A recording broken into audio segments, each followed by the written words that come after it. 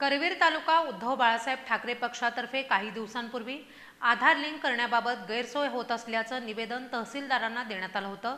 या निवेदनाला आज यश मिळाले। सर्वच पेन्शनधारक वयोवृद्ध असल्यानं याची दखल घेऊन तहसीलदारांनी प्रत्येक गावच्या तलाठी कार्यालयामध्ये 2-2 दिवसांचे कॅम्प घेऊन आणि संबंधित पेन्शनधारकांना बोलवून घेऊन त्यांचे आधार कार्ड लिंक करण्याचे आदेश दिलेत। संजय गांधी, श्रावणबाळ, निराधार यांसारख्या शासनाच्या योजनांसाठी आधार कार्ड लिंक असणं अत्यावश्यक आहे। आधार कार्ड लिंक नसल्यानं अनेक पेन्शनधारक पेन्शनपासून वंचित आहेत।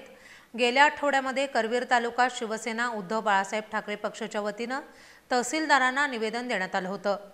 सर्वच पेन्शनधारक वयोवृद्ध असल्यानं याची दखल घेऊन तहसीलदारांनी प्रत्येक गावच्या तलाठी कार्यालयामध्ये 2-2 दिवसांचे कॅम्प घेऊन आणि संबंधित पेन्शनधारकांना बोलवून घेऊन त्यांचे आधार कार्ड लिंक करण्याचे आदेश दिलेत।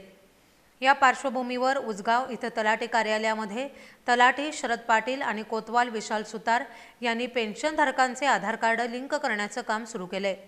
यावेळी करवीर तालुका प्रमुख राजू यादव आणि दीपक रेडेकर यांनी या ठिकाणी भेट देऊन पेन्शनधारकांना काही अडचणी येत आहे का, तसंच काम सुरळीत चालू आहे का याबाबतची माहिती घेतली आहे।